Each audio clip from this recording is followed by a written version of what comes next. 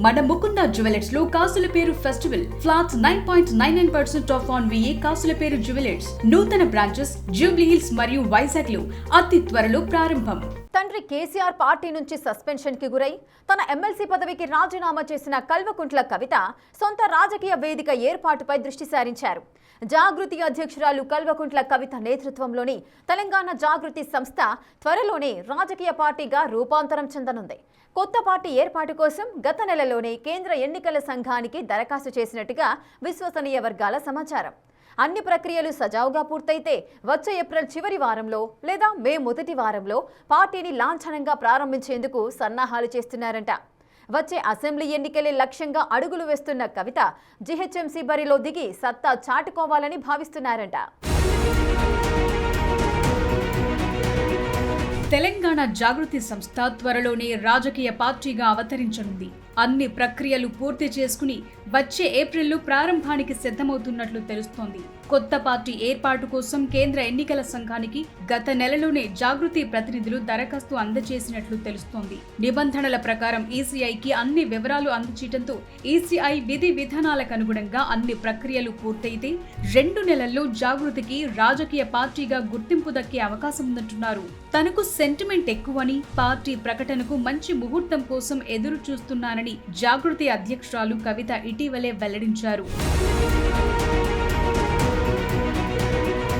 దీన్ని బట్టి ఏప్రిల్ చివరి వారంలో లేదా మే మొదటి వారంలో పార్టీ ప్రకటన, ప్రారంభ కార్యక్రమాలు ఉంటాయని జాగృతి వర్గాలు తెలిపాయి. అయితే సెంటిమెంట్లకు ప్రాధాన్యత ఇచ్చే కవిత జూన్ 2వ తేదీన తెలంగాణ రాష్ట్ర అవతరణ దినోత్సవం సందర్భంగా తన నూతన రాజకీయ పార్టీని ప్రకటిస్తారన్న ప్రచారం ఓవైపు సాగుతోంది. PRS పార్టీ నుంచి సస్పెండ్ అయిన తరువాత కవిత జాగృతి జనం బాట పేరిట ప్రజల్లోకి వెళ్లారు. తన ఎమ్మెల్సీ పదవికి కూడా రాజీనామా చేసి సొంత పార్టీ ఏర్పాటు దిశగా వేగంగా అడుగులు వేస్తున్నారు. ప్రజా సమస్యలేంటి, జనం కోసం ఏం చేయాలి, పార్టీ విధానాలను ఎలా రూపొందించాలి అన్న దానిపై కవిత దృష్టి పెట్టారు. అందులో భాగంగా జాగృతి ఆధ్వర్యంలో 50 కమిటీలు వేసి వివిధ వర్గాల నుంచి సమాచారం, అభిప్రాయాలు తీసుకున్నారు.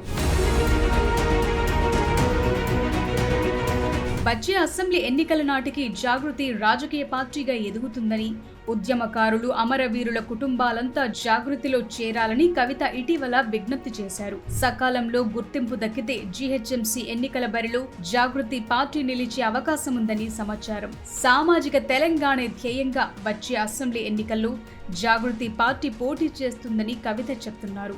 తన రాజకీయ భవిష్యత్ కోసం పటిష్టమైన కార్యాచరణను రూపొందించుకుంటున్నారు. రాబోయే రోజుల్లో తన రాజకీయ వ్యూహం మరింత స్పష్టంగా ఉంటుందని, కొత్త పార్టీ ప్రకటనతో తెలంగాణ రాజకీయాల్లో కొత్త చర్చ మొదలవుతుందని కవిత చేసిన వ్యాఖ్యలు ప్రాధాన్యం సంతరించుకున్నాయి.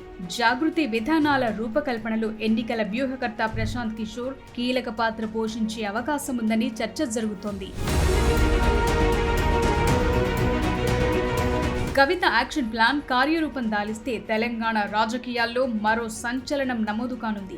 ఈసీఐ నిబంధనల ప్రకారం పార్టీ పేరు నమోదు, ఇతర వివరాల పరిశీలనకు సాధారణంగా 2 నెలల సమయం పడుతుంది. పార్టీ ఏర్పాటు ప్రక్రియ అధికారికంగా పూర్తవగానే కవిత తన పార్టీ ఎజెండాను ప్రకటిస్తారన్న ప్రచారం జరుగుతోంది. కవిత ప్రధానంగా మహిళా సాధికారత, యువతకు ఉపాధి, తెలంగాణ సంస్కృతి పరిరక్షణ వంటి అంశాలపై దృష్టి సారిస్తున్నారు. రాజకీయ నిబంధనలు, ఎన్నికల వ్యూహాలపై ఇప్పటికీ పలువురు మేధావులు, న్యాయ నిపుణులతో కవిత వరుస భేటీలు నిర్వహిస్తున్నారు. బీఆర్ఎస్ నుంచి సస్పెన్షన్ వేటుపడిన తరువాత కవిత భవిష్యత్పై అనేక ఊహాగానాలు వినిపించాయి. అయితే ఆమె జాతీయ పార్టీల వైపు వెళ్లకుండా సొంత ప్రాంతీయ పార్టీని స్థాపించటమే మేలని భావించినట్లు తెలుస్తోంది. రాష్ట్ర రాజకీయాల్లో ప్రత్యామ్నాయ శక్తిగా ఎదగటమే లక్ష్యంగా కవిత అడుగులు వేస్తున్నారు. ముఖ్యంగా తెలంగాణ భావోద్వేగాలను మళ్లీ రగిలించడం ద్వారా ప్రజలకు దగ్గరవ్వాలన్నది ఆమె ఆలోచనగా రాజకీయ విశ్లేషకులు పేర్కొంటున్నారు.